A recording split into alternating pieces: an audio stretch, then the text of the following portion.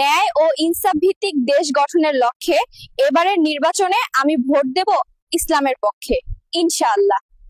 I will vote for Islam in this election with the aim of building a country based on justice and fairness, inshallah.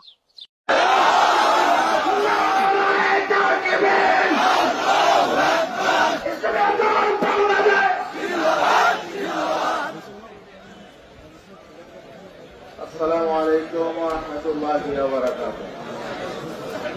نحمده ونصلي على رسوله الكريم أما بعد. ইসলামী আন্দোলন বাংলাদেশ কুড়িগ্রাম জেলা শাখা কর্তৃক আয়োজিত আজকের এই বিশাল গণসমাবেশের সংগ্রামী সভাপতি, আজকের এই গণসমাবেশের প্রধান অতিথি, বাংলাদেশের ইসলামী তাহজিব ও তামাদ্দুন পুনর্জাগরণের অগ্রনায়ক, ইসলামী আন্দোলন বাংলাদেশের সংগ্রামী সিনিয়র নায়েবে আমির, জুলাই গণ অভ্যুত্থানের অন্যতম সিপাহসালার মুফতি সৈয়দ মোহাম্মদ ফয়জুল করিম সাহিত্যের চরমায় মঞ্চে উপস্থিত বিশেষ অতিথি, ইসলামী আন্দোলন বাংলাদেশের